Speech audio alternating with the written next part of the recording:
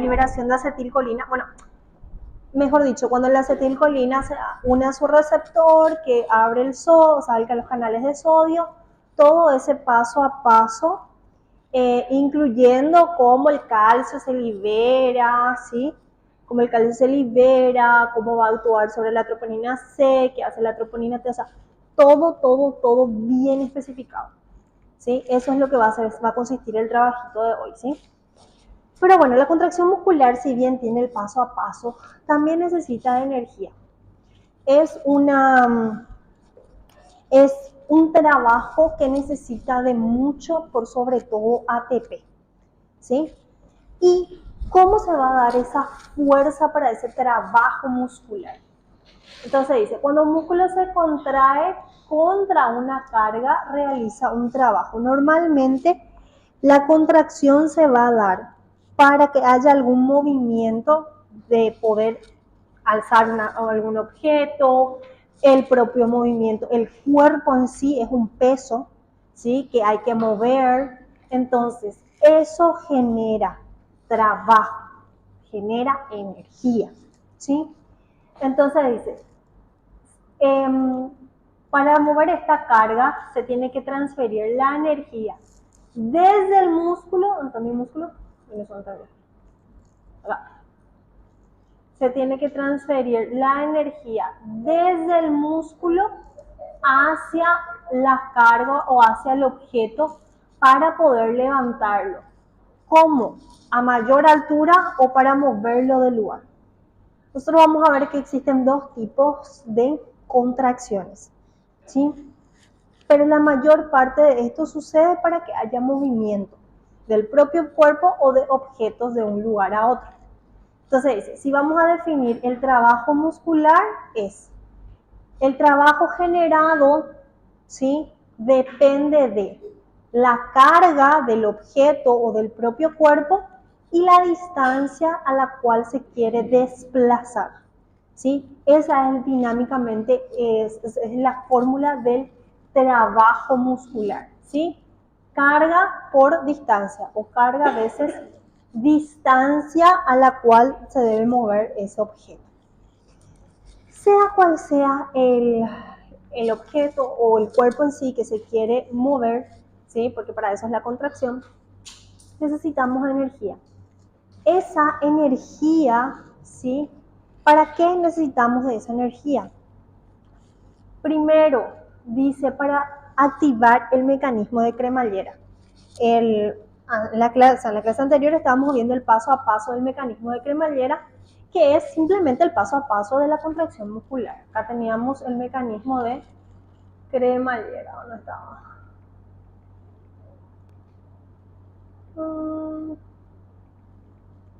Por acá estaba.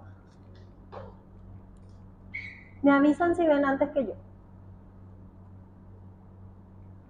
Bueno, sería esto, ¿sí?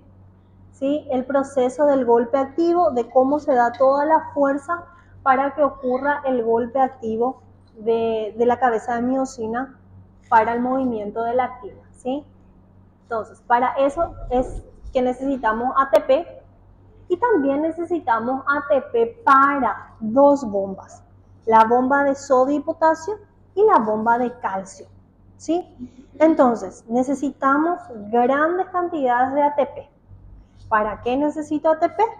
Para que el ATP se una a la cabeza de miocina, ¿sí? Y pueda ocurrir el golpe activo, ¿sí? Entonces, cuando el ATP se une a la cabeza de miocina, es como que la ATPasa de la cabeza de miocina, ¿sí? La ATPasa de acá, ¿qué va a hacer? Va a hidrolizar el ATP y lo va a convertir en ADP más fosfato. Entonces, el fosfato le va a llenar de energía a la cabeza, va a salir el fosfato, va a salir el ADP y ahí se puede ocurrir el golpe de fuerza, ¿sí? Entonces necesitamos ATP para esto. Necesitamos también ATP, vamos a ver si tengo alguna célula. No tengo ningún dibujo de una célula. Entonces, ATP para eso, para la cabeza de miocina, ATP para el movimiento contragradiente de concentración del calcio, porque recuerde que el calcio se libera de la mitocondria, del retículo sarcoplásmico, ¿sí? Principalmente el retículo sarcoplásmico, y entra también a través de la membrana plasmática. Mientras haya calcio, va a haber contracción. En algún momento nosotros tenemos que parar esa contracción. Y para eso están las bombas de calcio, que vuelve a guardar el calcio dentro del retículo sarcoplásmico y que lo expulsa hacia la región extracelular. Como es bomba, requiere de ATP. Otro uso del ATP, otra bomba de sodio y potasio, que sabemos que para que ocurra la contracción, primero tiene que haber una despolarización con la entrada de sodio y una repolarización con salida de potasio. Entonces, sodio quedó adentro, potasio quedó afuera, esto se tiene que restablecer. ¿Cómo se va a restablecer? Por la bomba de sodio y potasio, que va a cambiar la concentración de estos iones y lo va a devolver cada uno en su lugar original. Sodio fuera de la célula, potasio dentro de la célula. ¿Cómo es bomba? Necesita ATP. ¿Por qué? Porque es contragradiente de concentración. ¿Me siguen ahí para qué los tres usos de ATP? Es decir, que para la contracción muscular, el ATP, o sea, se utiliza mucho ATP. Contracción muscular, utilización de energía. ¿De dónde es la energía del ATP? El adenosintrifosfato, si bien se encuentra en bastante cantidad en la mitocondria, pero ¿cuánto dura la contracción? Poco. Si vamos a depender solo de las mitocondrias que producen ATP, es poco, ¿sí? Entonces tenemos otras fuentes principales también que producen ATP. Entonces dice, la contracción de ATP, o sea, la contracción que utiliza ATP en la fibra muscular es suficiente para mantener la contracción completa solo durante 1 a 2 segundos. O sea, lo que hay en la mitocondria sirve para 1 a 2 segundos de contracción muscular. ¿Sí? Ahí le voy a poner mitocondria después. ¿Sí? Dice, este ATP se descinde quiere decir que se rompe, se hidroliza, para formar ADP, y ese ADP en algún momento se vuelve a fosforilar, es decir, el ADP se vuelve a unir a fosfato. ¿Para qué? Para formar un próximo ATP. O sea, el ADP siempre está en constante renovación, ¿sí? Se reutiliza. Entonces, ATP más fosfato, o sea, ADP más fosfato forma ATP, ATP se hidroliza, vuelve como ADP y en algún momento se va a volver a unir a ese fosfato. Entonces, ¿de dónde lo que viene esta gran cantidad de fosfato para que se pueda unir al ADP? Una de las regiones es la fosfocreatina. Dice, contiene un enlace fosfato de alta energía similar a los del ATP, pero tiene mayor energía libre. Entonces, nosotros tenemos que cuando la energía viene de la fosfocreatina, sí, dice, la energía que se libera de este enlace produce a su vez acá está mal escrito. La energía que se libera de este enlace produce altos niveles de energía, lo que hace que el ADP se vuelva a unir a un fosfato y así se reconstruye el ATP. Entonces tenemos aquí fosfocreatina, sí, unión fosfato, y también la creatina que es de la proteína, ¿sí? Cuando la fosfocreatina encuentra un ADP, este fosfato se va a unir aquí, al ADP, formando ATP. ¿Y qué es nuestro sobrante? La creatina. ¿Sí? Es una cuestión química que finalmente tenemos componentes de fosfocreatina. Pero esta fosfocreatina tiene un enlace muy débil. Entonces, libera fácilmente su fosfato. ¿Y para qué libera fácilmente su fosfato? Para formar nuevas moléculas de ATP, ¿sí? Y esta creatina que se va a utilizar en otras, ¿sí? Sustancias químicas, en otra producción química, ¿sí? Entonces, ya tenemos acá el ATP que producen las mitocondrias, el ATP que se produce desde la fosfocreatina, ¿sí? Pero, si bien esta fosfocreatina libera grandes cantidades de energía, que es el fosfato, la contracción solo dura 5 a 8 segundos. Entonces dice, la energía combinada del ATP y de la fosfocreatina almacenados en el músculo es capaz de producir una contracción muscular máxima de 8 segundos. Entonces, solo mitocondria que viene del ATP, 1 a 2 segundos de contracción. Energía que viene a partir de la fosfocreatina de 5 a 8 segundos. O sea que es altamente utilizada. Ahí nos damos cuenta que la contracción muscular necesita de demasiado ATP. ¿Sí? Entonces, por más que esto produzca mucho, no es suficiente para una contracción prolongada. Necesitamos más fuentes de ATP. Entonces, esta es una de las primeras fuentes. Ahora, otra fuente de ATP. Otra fuente de ATP es la degradación del glucógeno. ¿Recuerdan lo que es el glucógeno?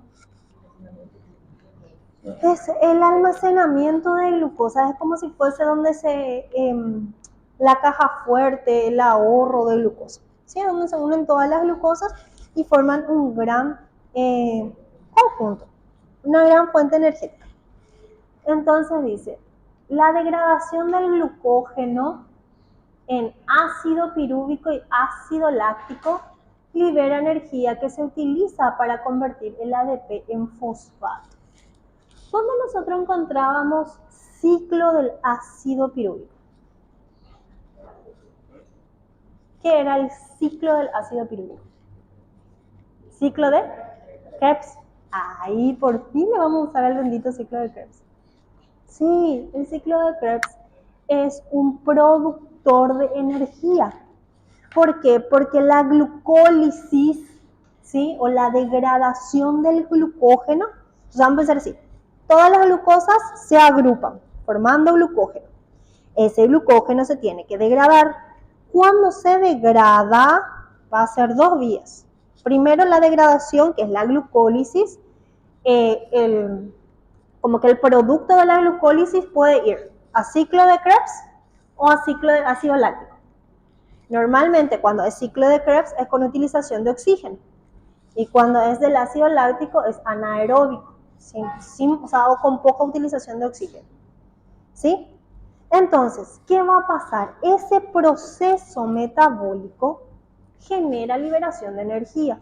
¿Y cuál es la energía? El fosfato que se va a unir al ADP y va a formar otras moléculas de ATP que ya vimos que se va a utilizar para las bombas y para la cabeza de miocina. ¿Me siguen? ¿Sí? Entonces dice, las reacciones glucolíticas se pueden producir en ausencia de oxígeno, que es el ácido láctico. La velocidad de formación del ATP por el proceso glucolítico es de aproximadamente 2,5 veces más rápida que la formación de ATP en respuesta a las reacciones de los nutrientes celulares con oxígeno. Es decir, vamos a ver el siguiente, que es con respuesta a los nutrientes, pero quiere decir que la degradación del glucógeno genera altas moléculas de ATP, pero de forma rápida. ¿Sí? Pero ¿qué pasa? ¿Cierto? Forma rapidísimo el ATP. Pero así como se forma rápido el ATP, se utiliza también rápido. ¿Cuánto dura el ATP producido por la glucólisis? Dura 1 minuto de contracción aproximadamente. 1 minuto de contracción. Entonces necesitamos otra fuente energética, otras sustancias que también produzcan ATP que puedan hacer que la contracción sea más sostenida. Y esa última fuente es el metabolismo oxidativo. Entonces dice, se produce cuando el oxígeno se combina con diversos nutrientes celulares para liberar ATP. Más del 95% de toda la energía que utilizan los músculos para la contracción sostenida y a largo plazo, ¿sí?, es de este metabolismo oxidativo.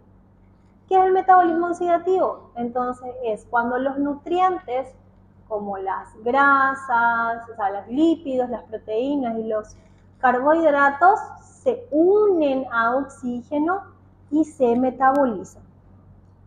Es decir, esos nutrientes consumimos por el proceso de degradación y absorción que se da a nivel gastrointestinal, entonces van a ser las fuentes de energía, las fuentes que van a producir ATP para que la contracción sea sostenida.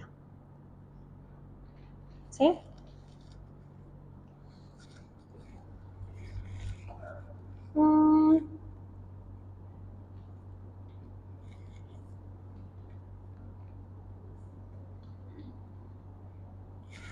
Para mí que esta imagen es de la anterior.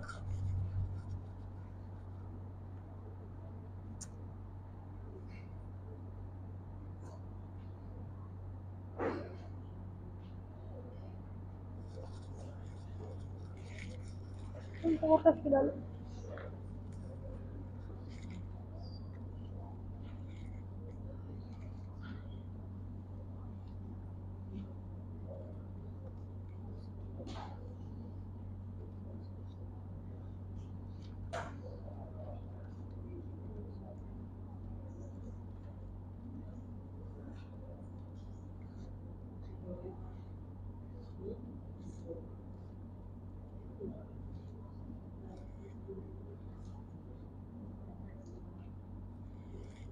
Bueno, ahora no voy a cambiar, voy a cambiarles después el dibujito. Pero bueno, este es por ejemplo para el anterior. Estas dos imágenes son de la degradación del glucógeno. Gran ramificaciones de glucosa forma el glucógeno, ¿sí? Y la degradación del glucógeno es la glucólisis, ¿sí? La glucosa ingresa, se guarda como glucógeno y después hay que degradarlo y ahí la glucólisis. Que si hay oxígeno presente, hacemos ciclo de Krebs, ¿sí? Si no hay oxígeno, entonces el producto de la glucólisis va al ciclo de la fermentación que finalmente produce ácido láctico o ciclo del ácido láctico. Entonces acá vemos cómo el piruvato, ¿sí?, va a formar parte del ciclo de Krebs y va a liberar finalmente el ATP, ¿sí? Entonces, repaso. Para la contracción muscular se utiliza la energía del ATP, ¿sí? ¿En dónde se va a utilizar ese ATP? ¿En qué tres mecanismos? Bombas de sodio-potasio, bombas de calcio y para la cabeza de miocino. Ahí yo voy a usar el ATP. Ahora, ¿de dónde va a salir el ATP? Si la contracción dura 1 a 2 segundos, el ATP sale de la mitocondria. Una contracción máxima de 8 segundos, ese ATP proviene de la fosfocreatina. Si yo tengo una contracción de aproximadamente 1 minuto, ese ATP viene de la degradación del glucógeno, de la glucólisis, ¿sí? Y si yo necesito contracciones prolongadas, sostenidas, ¿de dónde viene el ATP? De los nutrientes, de lo que se consume, ¿sí? Bueno, puede ser que el paciente no consuma, esté en ayunas, que igual se va a degradar carbohidratos, glucosa, primero carbohidratos, después lípidos y por último proteínas. Pónganle que el paciente se quedó atrapado allá en el desierto de Sahara, no tiene comida. Igual se va a consumir, ¿sí? Igual se va a consumir, lo que va a pasar es que no se va a reponer. Se va a gastar, pero no se va a reponer, pero igual va a pasar el mismo mecanismo. ¿Por qué? Porque si yo tengo que andar caminando por todo el desierto, necesito contracciones prolongadas y sostenidas, ¿sí? Entonces, eso tienen que saber. Por más que el paciente no reponga, igual se va a dar este metabolismo oxidativo. Igual se va a degradar nutrientes, que en el orden es carbohidratos, lípidos o grasas y por último proteínas. Por eso aquellos pacientes con desnutrición severa son pacientes que son raquíticos, se le dicen esqueléticos. ¿Por qué? Porque no tienen es más hueso, más hueso, más esqueleto que músculos. ¿Por qué? Porque hasta los músculos se degradaron. Es decir, hasta las proteínas musculares se degradaron. Eso quiere decir ya el extremo del extremo del metabolismo, ¿sí? Entonces, si el paciente no repone el consumo, entonces el cuerpo siempre va a tratar de sobrevivir de algo, por más que sea destruyéndose a sí mismo, ¿sí? Después van a estudiar las desnutriciones como el marasmo del Kwashiorkor.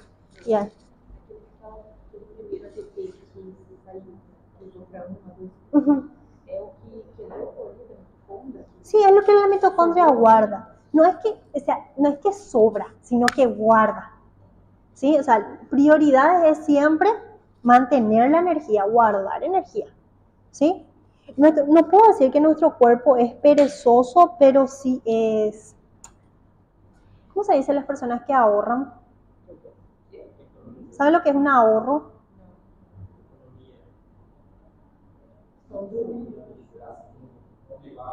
No.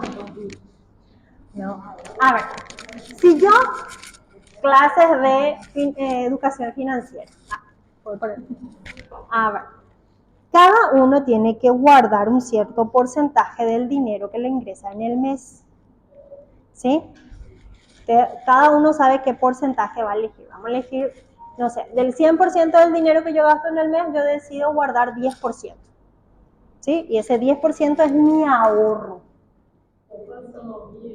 ¿Cómo le llaman a eso en portugués?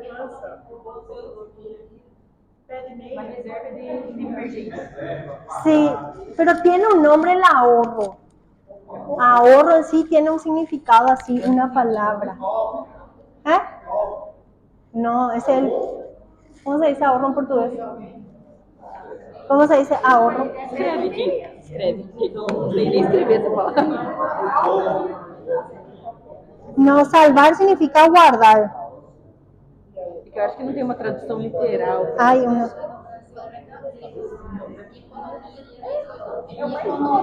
Ah, bueno. É o mais apropriado, eu acho, para esse significado, assim. Economizar um pouquinho. Pé de meia a gente chama também, fazer o pé de meia. Aí a gente é muito... Ajá, muy regional ya. Bueno, ¿a qué vamos con el cuerpo? Con eso. Si el cuerpo le va a funcionar, sus nutrientes no lo va a eliminar, el cuerpo solo va a eliminar los desechos, lo que ya no le funciona. ¿Sí? Si hay algo que al cuerpo le sirve, va a reciclar. Es decir, claro, o sea, no, como dice la compañera, a mí me sirve la glucosa. Terriblemente me sirve la glucosa, ¿por qué? Porque es una de las grandes fuentes de energía. Porque la glucosa se guarda como glucógeno y se tiene que después metabolizar. Entonces, si a mí me sirve mi glucosa, me sirve mi aminoácido, me sirve mis lípidos, el cuerpo no se va a deshacer de eso. ¿Por qué? Porque volver a crear esos componentes al cuerpo le genera demasiado gasto energético. Gasto energético que puede usar para otros tipos de metabolismo. Entonces el cuerpo no va a eliminar su materia prima, va a eliminar sus desechos. Ahora, cuando el cuerpo elimina su materia prima, quiere decir que hay en exceso o hay una falla. Hay una falla en el mecanismo de regulación, ¿sí? Que ya es patológico. ¿Sí? Entonces, de estas son las fuentes. Realmente son 4 fuentes principales de ATP, 3 a 4. 3 porque ya lo vimos, fosfocreatina, glucólisis y degradación de nutrientes. Pero existe la primera fuente que es la ATP. Existe la primera fuente que es la mitocondria. Pero la mitocondria guardó todo lo que se produjo en los ciclos anteriores. ¿Sí? Es como que ahí ahorra, ahí guarda. ¿Sí? Y ahí produce también. Bueno, como la clase es de contracción, nosotros vimos ya cómo se produce la contracción, el paso a paso, de dónde viene la energía para esa contracción y cuánto dura. Ahora vamos a ver los tipos de contracción y los tipos de fibras musculares que hay. El tipo de contracción, ¿sí?, pueden ser de dos formas. Una contracción isométrica y una contracción isotónica. Isométrica, iso significa igual. Isométrica significa mismo metro, misma distancia. ¿Qué quiere decir? En la contracción isométrica, el músculo no cambia de tamaño. Es decir, no acortan sus fibras. ¿Sí? Se contrae, pero no hay acortamiento de fibras. Ejemplo. Ok, póngale que esto es algo muy pesado. ¿Sí? ¿Y qué yo voy a hacer para cuidar mi espalda? Voy a hacer esto. Y voy a llevar súper pesado. No hubo acortamiento del músculo. ¿Sí? Se mantuvo el mismo metro, es isométrico. ¿Sí? Pero está contraído para que yo pueda sostener. Eso es isométrico. Ahora, la contracción isotónica es si yo hago esto. Estamos hablando solamente de miembro superior, ¿ok? ¿Sí? Entonces, acá yo ya hice una contracción. Ya acorté las fibras musculares, pero mantengo un tono regular, un tono uniforme. Entonces, a esta contracción se le llama isotónico. Isométrico, las fibras mantienen la misma longitud. Isotónico, las fibras mantienen el mismo tono, pero con acortamiento de las fibras. ¿Sí? Entonces dice, la contracción isométrica es cuando el músculo no se acorta durante la contracción. Entonces, el músculo que hizo, está el peso y acá hay una diferencia, ¿ven? Acá hay una diferencia. Se consiguió alzar el peso, pero la distancia del músculo, o sea, las fibras musculares se mantuvieron en la misma distancia, en la misma longitud. Pero sí hay una contracción para poder levantar el peso. Ahora, en la contracción isotónica, dice, el músculo se acorta, pero la tensión del músculo permanece constante durante toda la contracción. Entonces, para alzar el músculo relajado, alza el peso y se acortan las fibras musculares, pero la tensión se mantiene de forma regular para continuar moviendo ese peso. ¿Sí? Entonces, para que recuerden, isométrica, misma longitud, isotónica, mismo tono, pero con acortamiento de las fibras. Esos son los dos tipos de contracciones que podemos presentar. Ahora, nosotros, si bien algunas cambian la longitud de las fibras, algunas no, nosotros necesitamos hacer varios movimientos. Algunos movimientos más grandes y algunos movimientos más finos. Movimientos más finos, por ejemplo, son escribir, enhebrar una aguja, ¿sí? Son movimientos precisos, son movimientos muy finos. Después hay movimientos más grandes, que es como caminar, agarrar una taza, son movimientos más grandes, correr, son movimientos grandes. Para eso nosotros tenemos fibras que son de reacción lenta y fibras de reacciones rápidas. Si yo necesito correr, obviamente necesito fibras más rápidas, ¿sí? Pero hay fibras que no necesitan tanta energía y tienen un movimiento más preciso. Entonces dice, las fibras rápidas están adaptadas para realizar contracciones musculares vigorosas, ¿sí? Como las de miembro.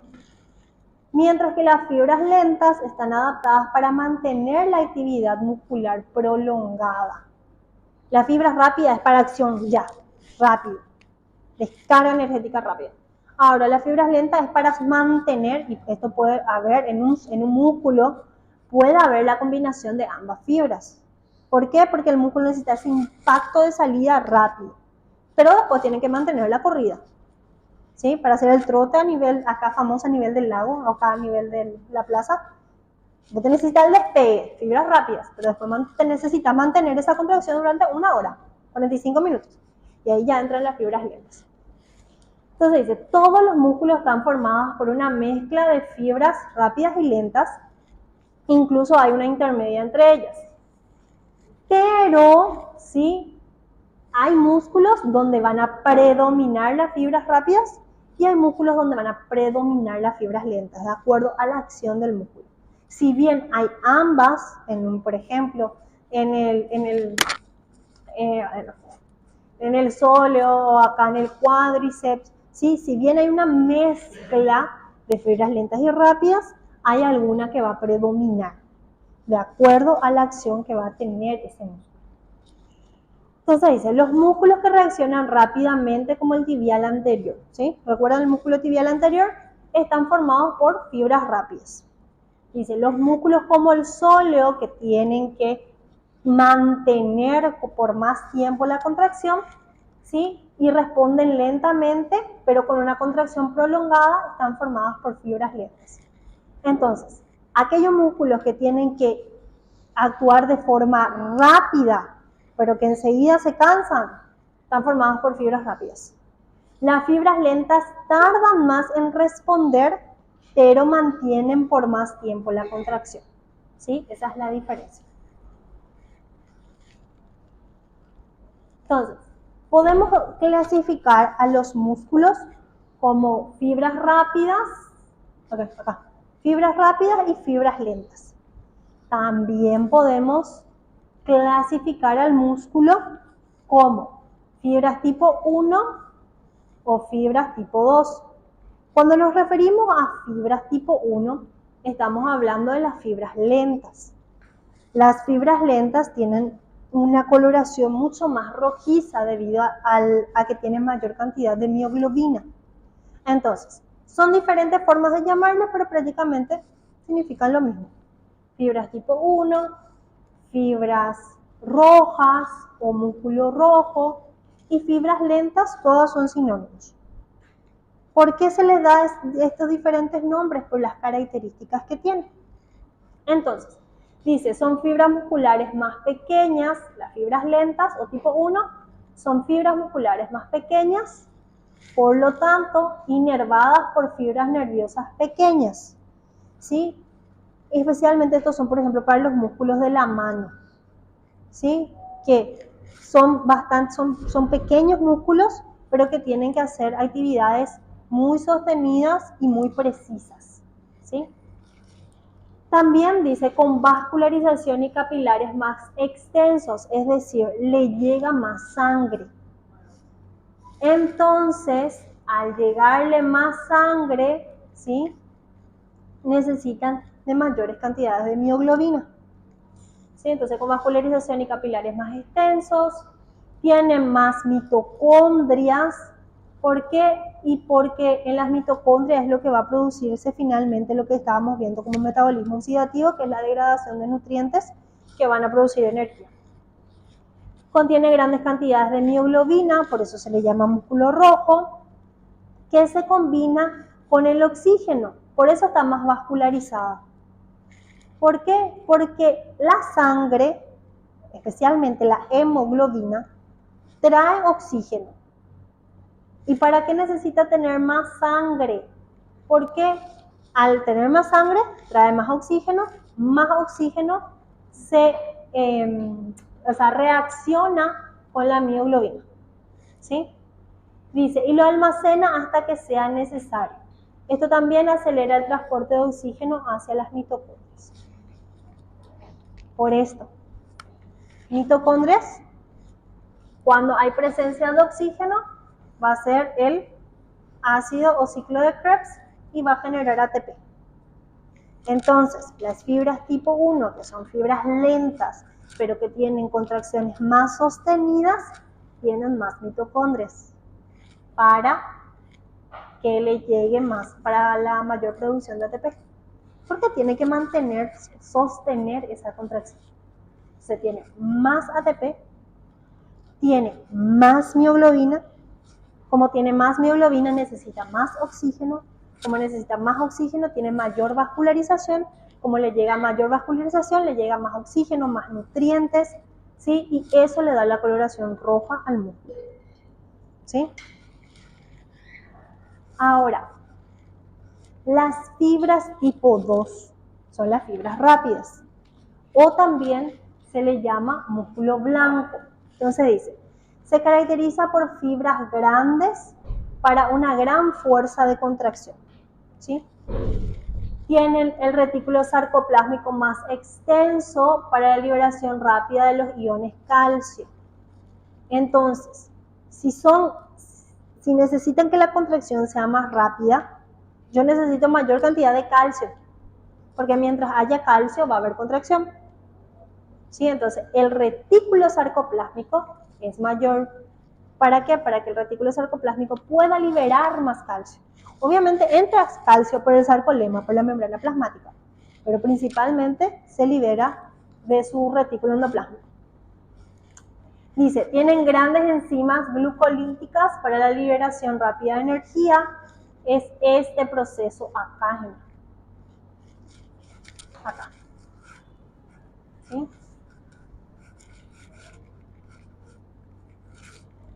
Tienen vascularización menos extensa y menos mitocondrias debido a que el metabolismo oxidativo es secundario. O sea, este hace más la vía del ácido láctico.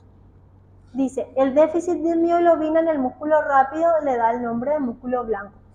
La mioglobina, al igual que la hemoglobina, le da color a los glóbulos rojos. La mioglobina le da esa coloración roja a los músculos. Mioglobina es para músculos y hemoglobina es para glóbulos rojos. Y ahí es donde está esa coloración rojiza. Mientras el músculo tenga más mioglobina, va a ser un músculo más rojo. Si tiene poca mioglobina, va a ser un músculo más blanco. ¿Y por qué este es del metabolismo anaeróbico? Porque tiene menos vascularización, por lo tanto le llega menos oxígeno. ¿Y por qué le llega menos oxígeno? Y porque no tienen tanta mioglobina con la cual juntarse, ¿sí? Con la cual unirse, ¿sí? Entonces, estas son las diferencias. Entonces pueden llamarlo como fibras tipo 1 o tipo 2. Las tipo 1 son rojas y lentas y las tipo 2 son blancas, ¿sí? Y rápidas. Y ahí están las características de cada uno y el porqué de esa disposición. Entonces, cuando nosotros vamos a necesitar que hacer la salida rápida, ¿sí? Normalmente se utiliza más fibras rápidas, ¿sí? Como si fuese el primer impulso y la salida, el salir para una corrida. Normalmente se utiliza más las fibras tipo 2, ¿sí? O fibras rápidas. Y ahí tenemos la gran descarga, ¿sí? de la glucólisis. Ahora, una vez que se hace la salida, se tiene que mantener esa contracción. Y ahí es donde entran a actuar las fibras tipo 1 o fibras lentas, ¿sí?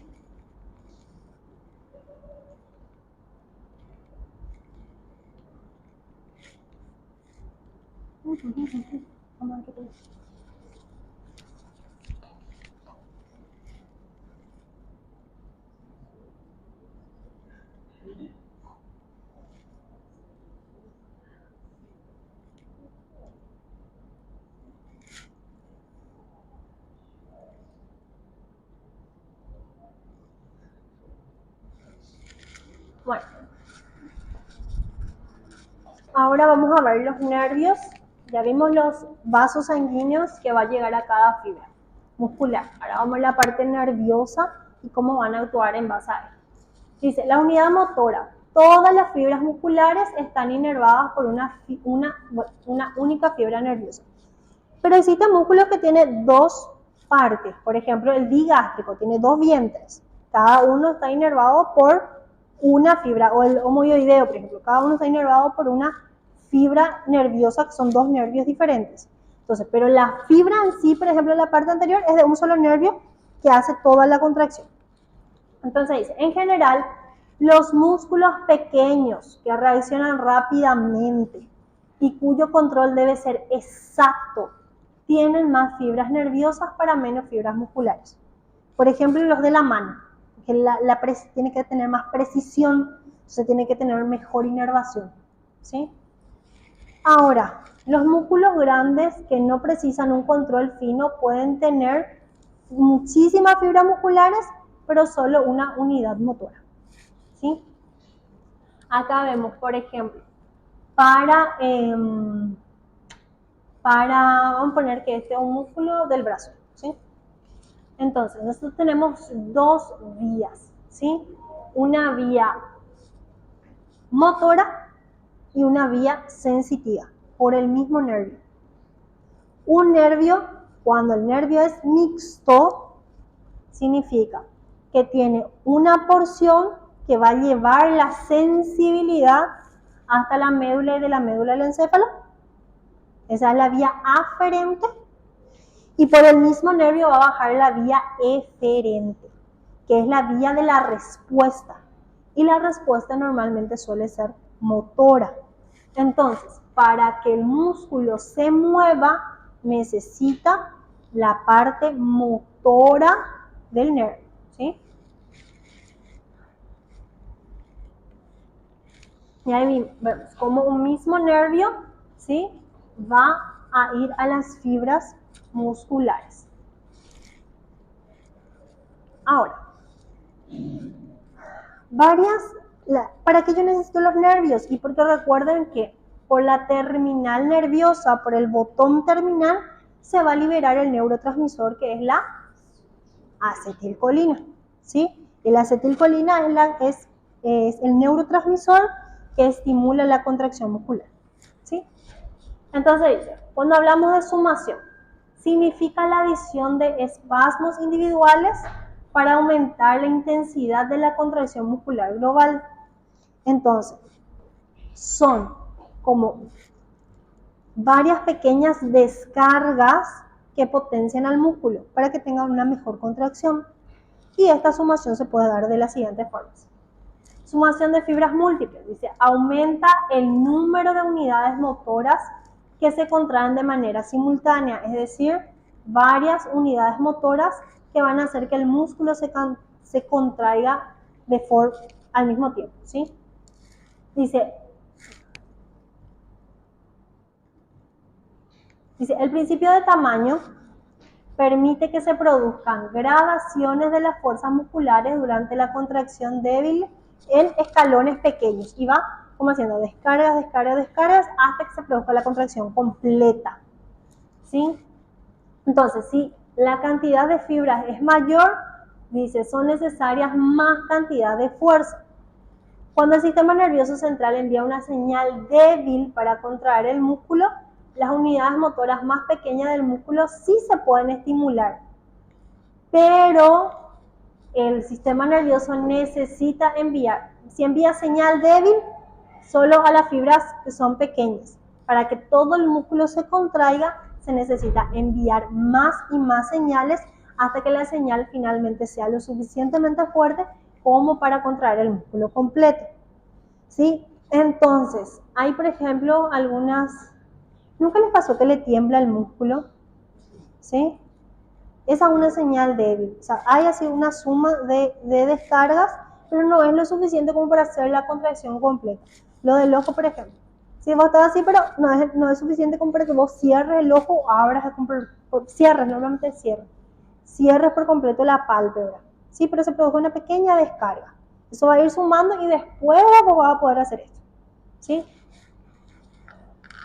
Ahora, cuando las descargas, dice, aumenta la frecuencia de la contracción, aumenta la frecuencia de las descargas. La segunda contracción se suma parcialmente a la primera. ¿Recuerdan ustedes que cuando hacíamos la despolarización, ¿sí?, llegaba a un punto máximo de despolarización y luego venía la repolarización? Pero cuando ya estaba descargándose casi hacia el reposo, si viene una fuerza potente y ya está llegando casi al reposo, se puede dar otra vez la despolarización, ¿sí? Entonces eso es lo que dice, aumenta la frecuencia de contracción en la sumación. En consecuencia, la segunda contracción se suma parcialmente a la primera, de modo que la fuerza total de la contracción aumenta progresivamente hasta aumentar la frecuencia de las veces que se va a contraer. O sea, es como que las fuerzas de contracción se van sumando para finalmente formar una contracción completa y más sostenida. Ahora, cuando la descarga ya es excesiva, se produce algo que se llama tetanización. Se da cuando la frecuencia de la contracción alcanza un nivel crítico, donde las contracciones sucesivas se hacen tan rápidas que se fusionan entre sí pareciendo una sola contracción. La contracción del músculo entero parece ser completamente suave y continua. No tengo un video. Voy a ponerles un video, voy a buscar, donde en contracciones isométricas, ¿sí? Una tetanización parece que el músculo empieza a temblar, ¿sí? Entonces está contraído, pero hace esto el músculo. Que parece una sola contracción. Normalmente suelen ser isotónicas, isométricas, ¿sí? Normalmente, pero la descarga se da una atrás de otra, que no hay un corte, ¿sí? No se da ese proceso de volver al reposo, despolarizarse, repolarizarse, volver al reposo, no se guarda todo el calcio, ¿sí? Entonces, o a veces se da en ausencia de calcio. ¿Por qué? Porque en vez del calcio está actuando el sodio, entonces despolariza y se produce estas contracciones como que muy repetitivas que parece que el músculo está temblando, ¿sí? Eso es una tetanización. ¿Eh? O sea, entonces, se estimula, y esto es, ¿sí? Como que despolarización, repolarización, reposo, despolarización, repolarización, ¿entiende? Eso significa esto, ¿verdad? Pero a veces la despolarización y la repolarización ya están tan juntas que empieza como que un temblor. Que parece como que es una sola contracción sostenida.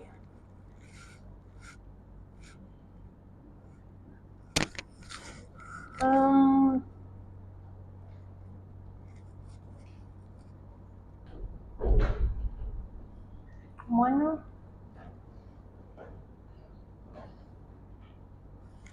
Esto sí. Pero que acá voy a corregir un ratito. Voy a corregir.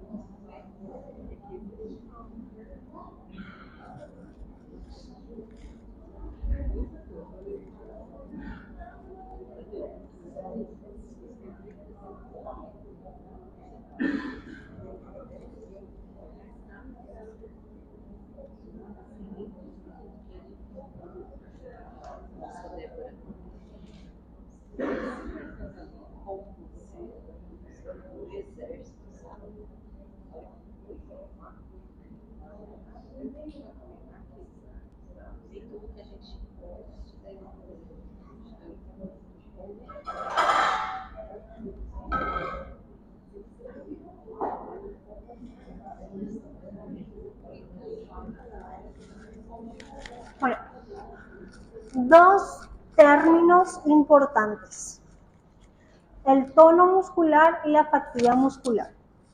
El tono muscular dice, existe una cierta cantidad de tensión incluso cuando los músculos están en reposo. El tono muscular se refiere al grado de contracción propia y sostenida del músculo, igual si el músculo está en reposo. Eso permite, el tono muscular permite que nosotros podamos mantener ciertas posiciones, ¿sí? Entonces, si yo, por ejemplo, agarro y alzo el brazo, Hay ciertos músculos que están contraídos de la extensión, ¿sí? Pero hay ciertos músculos que están relajados, ¿sí? De la flexión están relajados.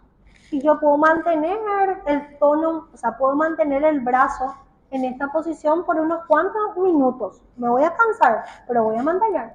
¿Por qué? Porque mi tono muscular está adecuado. Por más que el músculo está en reposo, mantiene una posición, mantiene un grado de contracción. Ahora, si nosotros tenemos un músculo que está hipotónico, donde el tono muscular está disminuido, ¿sí? Van a alzar mi brazo y cuando suelten la fuerza, el brazo se cae.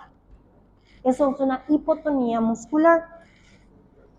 Ahora, una hipertonía que se ve en algunos accidentes cerebrovasculares, ¿sí? Vos le ves al paciente que vos le haces, especialmente se da en miembros inferiores. Pero, para suponer, ¿sí? Vos le haces contraer al músculo y se contrae. Pero como está hipertónico, está súper contraído su tono original, entonces el paciente no puede relajar. Entonces cuando va a relajar, hace esto. Y ahí vence. Es como que tiene que vencer la fuerza para poder volver a relajarse. ¿Alguien aquí es fisioterapeuta? Porque en algunas lesiones de la médula se suele ver eso, que el paciente o tiene hipotonía o tiene hipertonía. En el paciente con una musculatura hipertónica le cuesta la relajación. Y al paciente con una hipotonía le cuesta la contracción. ¿Sí? Entonces, tono muscular es el grado de contracción propia del músculo en reposo. Ahora, la fatiga muscular, dice, se da por una contracción prolongada e intensa de un músculo. La interrupción del flujo sanguíneo a través del músculo que se está contrayendo da lugar a la fatiga después de 1 o 2 minutos. Debido al aporte de nutrientes, debido a que pierden muchos nutrientes por la oxidación metabólica y por la pérdida de oxígeno. Es decir, pero esta fatiga muscular no es patológico. Bueno, puede que sí, puede que no. O sea, a ver, no sé, yo tengo pocos músculos, ¿no? Empecé el gimnasio, me empecé a ir a academia. Obviamente yo después de la cuarta, quinta serie ya estoy tipo, ya me duele todo, ¿sí? ¿Por qué? Porque mis músculos no están acostumbrados a esa cantidad de esfuerzo. Ahora, pasó 2, 3 meses, ya está acostumbrado a mayor fuerza, mayor carga que vencer y ya tengo más fibras musculares. Entonces tengo más nutrientes llegando, más oxígeno y la fatiga cada vez es menor. ¿Por qué? Porque tengo más fibras musculares y por lo tanto mayor cantidad de energía. ¿Sí? Entonces, ahí por ejemplo la fatiga muscular no es patológica.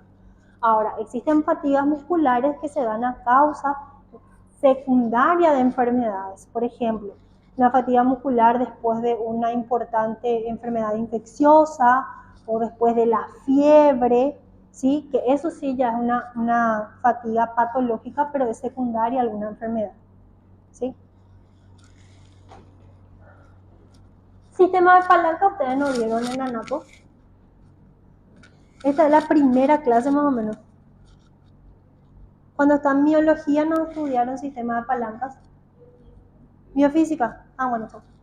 Es que no hay mucho que decir en el sistema de palanca. O sea, tiene un punto de apoyo. Ese punto de apoyo va a servir para que la contracción pueda vencer una carga. Nada más que eso. Este sí es lindo. Dice, la diferencia entre... está hiperplasia. Acá. Bueno. El músculo puede cambiar de forma. No va a cambiar por completo, o sea, si va a ser un músculo orbicular no se va a volver un músculo largo, no va a cambiar así de forma, pero sí va a tener ciertas modificaciones. Entonces dice, la hipertrofia muscular se da cuando hay aumento de la masa total del músculo. Debido a esto, aumento de los filamentos de actina y miosina en cada fibra muscular, ¿sí? Entonces, la hipertrofia se produce cuando los músculos Esta es la forma en la que se produce. ¿Sí? Cuando los músculos son distendidos hasta una longitud mayor de lo normal, o también se produce por el aumento del sistema enzimático. ¿Sí? Entonces, mientras más alto es la degradación metabólica del músculo, más intenso va a ser la contracción. Por eso es que cuando nosotros hacemos pesas de forma repetida, ¿qué hacemos? Hacemos una contracción, ¿sí?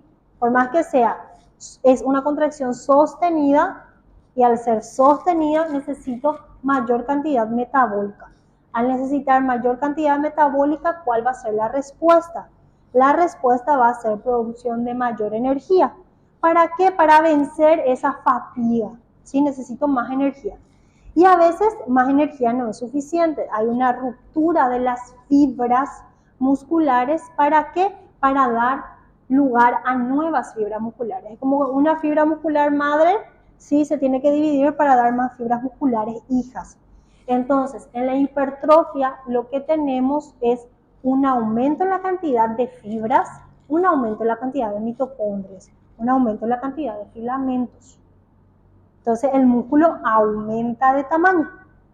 ¿Sí? Ahí tenemos la hipertrofia. Ahora, dice, la hiperplasia se da...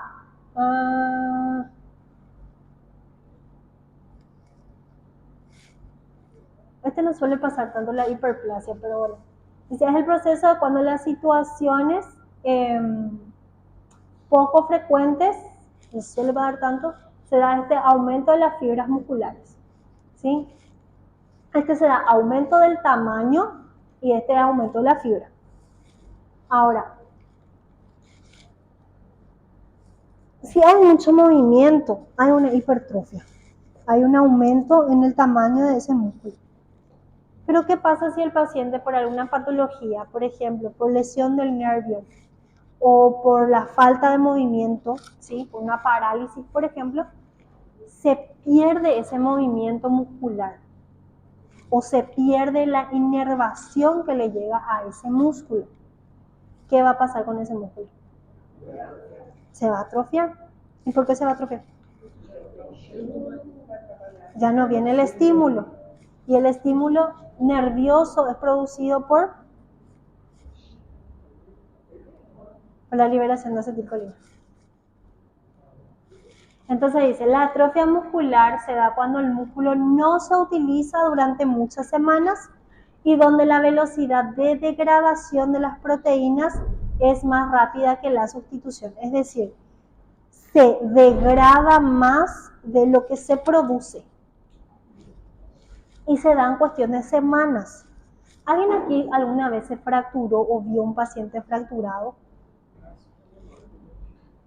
Y le ponen el yeso un mes. Un mes es suficiente para ver la diferencia entre el miembro sano y el miembro que fue enyesado. Ya hay una diferencia importante de la musculatura.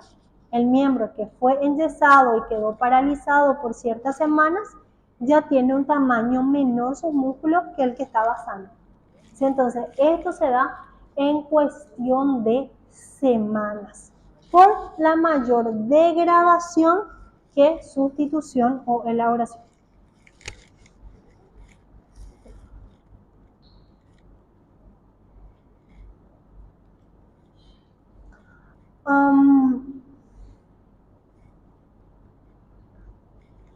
Bueno, esta contractura se está refiriendo a una forma patológica, porque existe también la contractura muscular que es por aumento del tono muscular y que a veces se da en situaciones de estrés, ¿sí?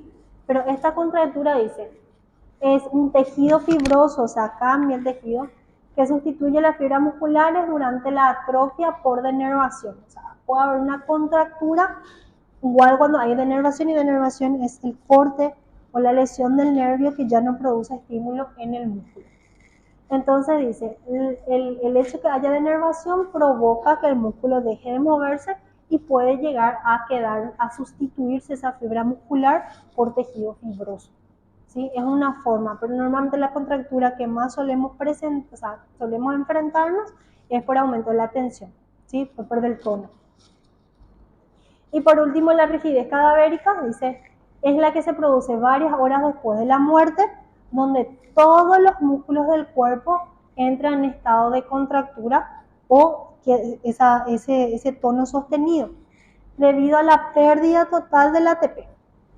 El músculo permanece rígido hasta que las proteínas del músculo se deterioran 15 a 25 horas después. Es decir, que nosotros esa detención del metabolismo se da procesualmente durante las horas posteriores al fallecimiento. ¿Qué es lo que para automáticamente? Lo que para automáticamente va a ser la bomba, que es el corazón, ¿sí? O puede ser el cerebro, pero es una forma especial de muerte, la muerte cerebral. Pero cuando hay este paro del corazón, lo que va a parar poco a poquito es la circulación sanguínea, como para poco a poco la circulación sanguínea para el llegar nutrientes, el llegar oxígeno, el desechar desechos, y poco a poco se va como que, es como si fuese que salimos todo y poco a poco se van apagando las luces, hasta la salida general. ¿Sí? Entonces, se da el proceso de fallecimiento, no es que el paciente muere y se apaga todo, no, es procesual durante las siguientes 24 horas. ¿Sí?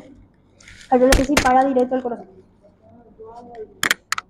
Claro, totalmente. Y hay que ver el estado, ¿verdad? En Paraguay ya tenemos la ley, Anita, que es para la donación de órganos, que en teoría todos cuando morimos somos donantes, en teoría. Porque si la familia se opone y no quiere que se done tu órgano, no se dona. Pero en teoría todo aquel que sea mayor de edad y ha fallecido y tiene condiciones, o sea, buenos órganos para donar, podría. Pero lo mejor sería siempre estar inscrito en no me acuerdo cómo se llama. Es una unidad que vos dejás por escrito que vos querés ser donador de órganos. No sé en Paraguay cómo se llama. Olvidé el nombre. Y eso. Pero es linda la donación. Si se animan, les insto, porque realmente, ¿qué vos vas a hacer con tu órgano después? Se van a pudrir y hay gente que puede vivir gracias a eso.